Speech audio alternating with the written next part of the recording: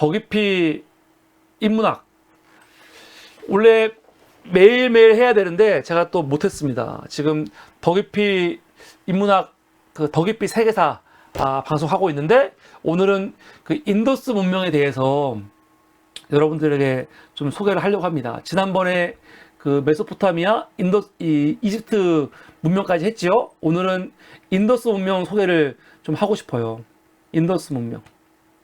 여러분, 인더스 문명은 사람들이 잘 좀 관심이 없죠. 메소포타미아, 이집트는 그래도 많이 들어봤는데 인더스는 뭐 학교 다닐 때는 좀 들어봤어도 그 이후에 관심이 없잖아요. 이게 지금의 인도 지역이죠. 인도, 여기가 인도입니다. 인도에서 일어난 그 최초의 문명이 인더스 문명 아닙니까? 인도 하면은 다 아시겠지만 이 왼편, 북쪽 왼편에 인더스 강이 있고 오른쪽에 겐지스 강이 있죠. 그렇죠? 그 이 인더스 강 쪽에서 발생한 문명이 기원전 2500년경 문명이 인더스 문명입니다. 인더스 문명은 한 기원전 2500년부터 한 1500년까지 유지가 되다가 이제 망하게 되는데 이게 인더스 강이에요. 인더스 강이 인더스 강의 원래 이름이 뭐냐? 산스크리트어로 신두예요. 신두. 인더스 강. 신두강. 신두 리버예요. 근데 신두가 페르시아 발음으로 힌두라고 하거든요. 힌두. 근데 그 힌두를 한자로 하면 인도가 되는 거죠. 그래서 우리가 영어로 인도를 인디아라고 하는 거죠. 인디아. 그러니까 인도라는 이름은 인더스 강에서 나온 거예요. 인더스 강에서. 인디아. 그래서 인도 사람들을 뭐라고 부릅니까? 인디언이라고 부르는 거예요. 인디언이라고. 근데 우리가 보통 알고 있는 인디언은 어떤 인디언이냐?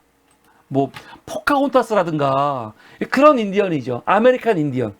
이건 여러분 다 이미 아시겠지만 콜럼버스가 뭐 그들의 관점에서 봤을 때 신대륙을 처음 발견했을 때 콜럼버스는 그 신대륙이 새로운 대륙이 아니고 뭔지 알았어요? 인도라고 여겼잖아요. 인도. 콜럼버스는 자기가 발견한 땅이 인도인지 알았어. 그래갖고 인도에 있는 원주민들을 이 콜럼버스는 저는 인도 사람이다 해갖고 인디언이라고 한 거죠. 그래서 지금은 그냥 인도 사람들 인디언과 아메리칸 인디언을 이제 비교해서 구별해서 얘기하는 거죠. 아메리칸 인디언. 근데 생각해 보면은 그 아메리칸 인디언이라는 말 자체가 그 원주민들 입장에서는 말도 안 되는 말이잖아요. 왜 나를 인도인이라고 불러? 말도 안 되는 거잖아요. 그래가지고 이 아메리칸 인디언들을 네이티브 아메리칸이라고도 불러요.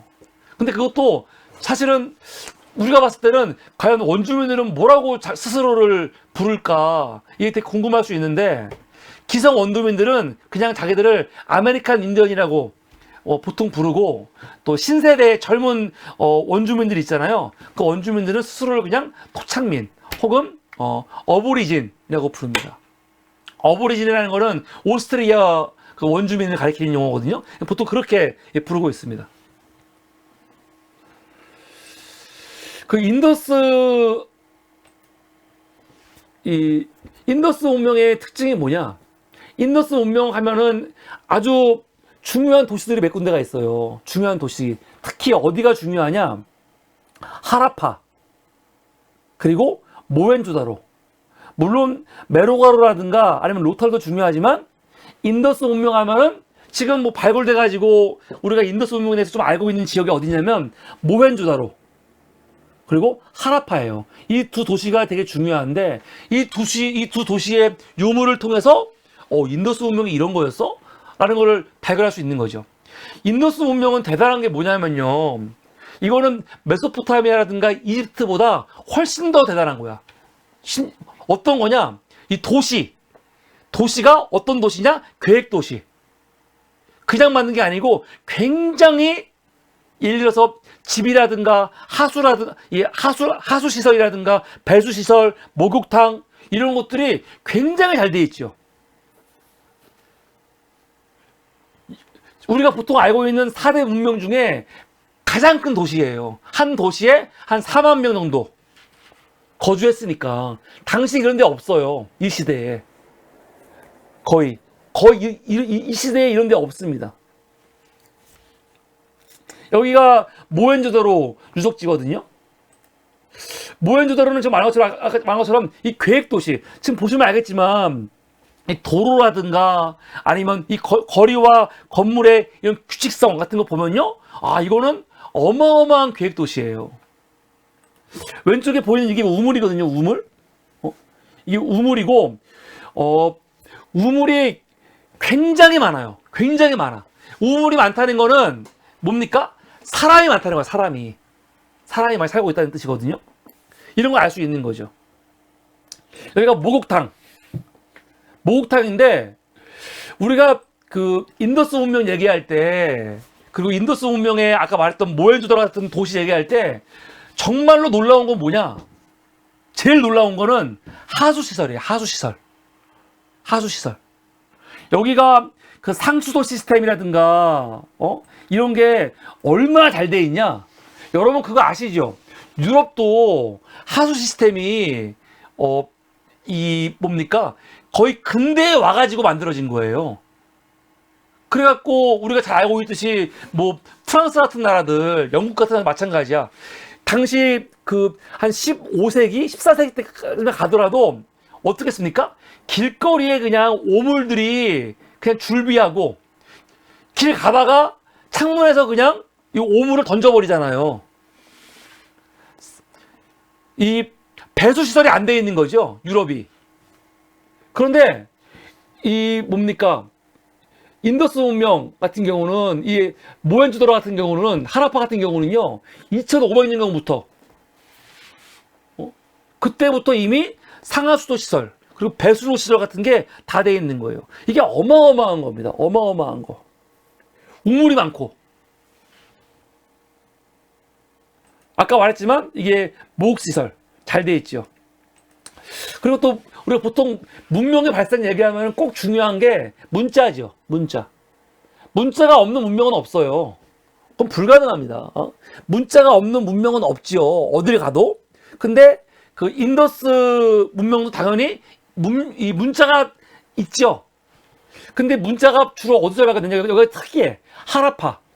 아까 모헨조다로 말고 하라파에서 그 인도의 문자가 발견이 됐어요. 많이. 근데 인도 문자는요, 특이한 게 뭐냐? 뭐 그림 문자인데 이 문자들이 어디에 있냐면 메소포타미아 같은 거는 진흙으로 된 태블릿, 토판의 문자들이 있고, 뭐 이집트 같은 경우에 다 알겠지만 뭐 상형 문자 같은 거 많이 있잖아요. 벽에 그려져 있잖아. 근데 인더스 문명은 문자가 어디 있냐면 도장. 그래서 보통 인더스 문자를 발견된 곳이 하라파여서 하라파 문자라고도 하고, 혹은 인장 문자라고 해요. 인장 문자. 왜? 엄청나게 도장이 많이 발견됐는데 도장 안에 문자가 있는 거거든요. 이런 식으로 이게 도장에 새겨진 문자들이에요. 그런데 문제가 뭐냐? 우리가 메소포타미아에서 발견된 문자들 있잖아요. 쇠기 문자 같은 거, 또 이집트에서 발견된 뭐 상형 문자 같은 거, 히에로글리프 같은 거, 이런 것들은 지금 다 번역이 돼요. 우리가 번역을 했어. 이거 읽을 수 있어. 근데 인도에서 발견된 이 문자는 아직도 해독이 안 되고 있죠. 해독을 못 해요. 이거 그냥 상식적으로 말씀드리자면요, 앞에 보이는 비석이 뭐냐? 이거는 그 이집트의 도시 라시드라는 곳에 발견된 로제타 비석이에요. 로제타 비석. 이게 여러분 굉장히 중요하고 유명한 비석입니다. 이게 1799년 7월 15일 날 발견된 돌덩어리예요. 근데 이 돌덩어리가 뭐냐? 기원전 196년경에 고대 이집트에서 만든 비석인데, 이 비석이 왜 대단하냐? 여러분 위에 보면은 3단이에요. 맨 위에 상단이 있고 중단이 있고 하단이 있죠. 여기에 글씨가 막 써져 있거든요. 이게 실물. 2000년대까지 이 로제타 비석이 이렇게 개방된 형태로 그 뭡니까 전시가 되다가 지금은 이렇게 유리 안에 있어갖고 전시가 되거든요. 굉장히 크지요. 근데 이게 재밌는 게 뭐냐면 아까 말했죠. 위에 상단, 중단, 하단이 있는데 기록을 남겼는데 그 기록이 다 똑같은 기록이에요. 근데 맨 상단에는 이집트 상형 문자, 신성 문자라고 하죠. 히에로글리프로 기록을 했고, 중간에는 이집트의 대중 문자, 데모틱이라고 해요. 그 데모틱으로 기록을 했고, 맨 마지막에는 그리스 문자로 기록을 했어요. 그래서 원래 이집트 문자를 몰랐었는데 맨 밑에 그리스 문자가 있으니까 이 그리스 번역, 이 세 개 1단, 3단 내용이 다 같은 내용을 다른 단어로, 다른 문자로 기록을 했기 때문에 이 그리스 말을 바탕으로 해가지고 신성 문자인 히에로글리프, 그리고 대중 문자인 데모틱까지 했고 이집트 언어들을 번역할 수 있는 거거든요. 그래갖고 해석이 된 거예요, 이게. 근데 문제는 뭐냐? 인더스 문명의 그 고대 인도의 그 언어 있죠? 이거는 해석이 안 되는 거지. 이게 안타까운 거예요. 아직까지도 해석이 안 되고 있습니다. 인도, 이제 아까 말했지만 인더스 문명 같은 경우는 2500년부터 한 1500년쯤에 이제 끝난다고 했잖아요. 왜 망하느냐? 망하는 인더스 문명이 몰락하는 이유는 거의 지금 알려진 건 거의 두 가지예요, 두 가지. 하나는 뭐냐면 인더스 강이 범람한 거죠. 홍수. 여러분, 고대인들에게 홍수는 엄청 큰 겁니다. 문명이 완전히 망할 정도로. 실제로 지금도 홍수가 나면은 대책이 없잖아요. 이거는 여러분 금년 기사예요. 금년 9월 달에 인더스 강이 범람해가지고 어떻게 됐어요? 도시들이 다 침수 돼버렸죠. 현대 문명에서도 강이 범람하면요 막을 수가 없어. 지금도. 아니 뭐 대한민국도 비가 이렇게 오면은 그냥 강남이 뭐 넘쳐버리는데, 그러니까 고대에는요 강을 제대로 치수하는 게, 관리하는 게 이 지도자들의 가장 큰 그거였거든요. 그러니까 이 굉장히 중요한 거죠. 근데 인더스 강도 이게 그 뭡니까, 메소포타미아처럼 범람 시기가 측정이 안 돼요, 잘. 뭐 이집트 강이야 범람하는 시기가 항상 똑같으니까 관리가 되는데, 메소포타미아라든가 인더스 강은 그게 안 되거든요. 그래서 인더스 문명이 이 몰락하는 이유 중에 하나를 인더스 강의 그런 범람으로 이야기하기도 합니다. 또 하나는 뭐냐? 아리아인. 아리아인들이 기원전 1500년경에, 아리아인들은 뭐냐면 중앙아시아 사람들이거든요. 그 사람들이 들어오면서 이 인더스강 지역을 다 점령해 버리고, 그러다가 한 500년 후에는 그 겐지스 강까지 가면서 다 점령해 버리는 거죠. 여러분, 아리아인은 인더스 문명을 만든 사람이 아니에요. 이걸 잘 알아야 돼요. 인더스 문명을 만든 사람이 아니고, 인더스 문명을 탄생시킨 사람이 아닙니다. 점령한 이민족이에요. 이 사람들이 인도를 넘어와갖고 점령을 한 거죠. 점령을 해서 지금 인도의 그 원주민들이지, 그들이 볼 때는 그 원주민들을 통치하기 위해서 만든 게 뭡니까? 카스트 제도죠. 그럼 우리가 여기서 하나 질문을 해야 돼. 아니 인더스 문명이 지금 제가 어마어마한 문명이잖아요. 어마어마한 문명. 그 어마어마한 문명이 인더스 문명이 이 아리아인들한테 한순간에 점령이 돼버리거든요. 한순간에. 왜 그럴까요? 이거는 다 똑같아. 나중에 메소포타미아 문명도 히타이트한테 한순간에 망해버려요. 문명들이. 그 이유가 뭐냐? 우리가 보통 말하고 있는 4대 문명은요, 다 어떤 시대냐면 청동기 시대. 청동기 시대의 문명이거든요. 청동기 시대. 그런데 철기 시대가 되면서 철을 쓰는 민족한테 다 망하는 거예요. 히타이트, 철기 쓰지 않습니까? 그리고 이 아리아인들 마찬가지예요. 철을 쓰거든요. 근데 이 인더스 문명 쪽은 철이 아니고 청동기. 그러니까 망하는 거죠. 그리고 또 인더스 문명이 문제가 뭐냐면요, 여기는 군사 관련된 유물이 안 나와. 유물이 특이하게. 인더스 문명은, 인도는요, 고대 인도는 굉장히 평온한 문명이었다는 게 알 수 있는 게, 뭐 군사적인 유물이 안 나와요. 결국 그것 때문에 망한 거지, 한마디로. 그런 게 있습니다. 하여간 이렇게 인더스 문명을 점령한 아리아인들이 이 다수의 원주민들을 지배하기 위해서, 통제하기 위해서 만든 게 다 아시겠지만 그 유명한 아주 전 세계에서 가장 엄격한 신분제도라고 할 수 있는 카스트 제도죠. 카스트 제도. 맨 위에 브라만이 있고 사제, 제사 나눠당하고요. 그 다음에 크샤트리아, 무사 귀족, 정치, 군사적 업무에 종사하고요. 다음 바이샤, 평민. 그리고 맨 밑에 수드라, 노예가 있죠. 근데 여러분, 보통 영화라든가 그런 거 보면은 이 카스트 제도 안에 들어가지도 못하는 정말 최하의 계급이 나오죠. 누굽니까? 달리트라고 해갖고 불가촉 천민들이 나와요. 카스트 제도의 맨 밑에, 천민보다도 밑에 있는 불가촉 천민. 주로 청소, 세탁, 도사 일을 하고 있는, 얼마 전이 아니죠. 옛날이죠.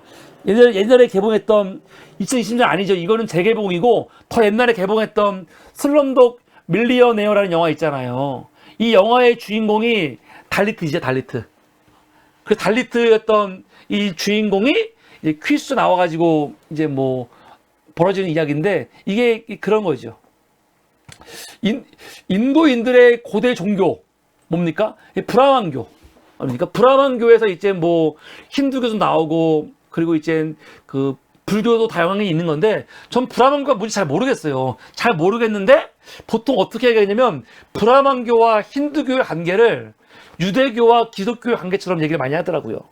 경전은 베다가 있고 그렇습니다. 그래서 지금 더 깊이 사무리에서 하는 그 인문학 그 방송은, 강의는 뭐 깊은 게 아니고 딱 중학생 한 2학년, 3학년 정도의 수준, 그 정도 우리가 그냥 상식적으로 알면 재밌겠다 해가지고 이렇게 시리즈를 하고 있습니다. 그래서 오늘은 인더스 문명에 대해서 여러분 간단하게 소개를 드렸습니다.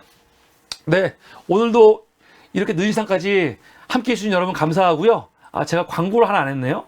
광고를 하나 하자면, 우리 착한 보험 클리닉 여러분 다 아시죠? 저희 사람 ING에서, 더 깊이에서 사무리에서 광고하고 있는 방송입니다. 보험 클리닉인데 010-7612-3303 전화하셔가지고 보험 상담 받아보시면 좋을 것 같습니다. 전화하시면 보험은 무조건 들라고 강요하지 않아요. 실제로 많은 분들이 얘기하는 얘기예요. 그래서 우선 내 보험 순서를 가지고 우리 가족들이 보험 들고 있는 것들 보장은 겹치는데 괜히 불필요하게 돈 나가지 않나, 그리고 점검해 주고, 그리고 뺄 건 빼고 넣을 건 넣을 수 있도록 상담을 제대로 해주십니다. 전화로도 되고요, 집까지 와서도 상담을 해드리니까 여러분들 상담 한번 잘 받아보시면은 굉장히 좋을 것 같습니다.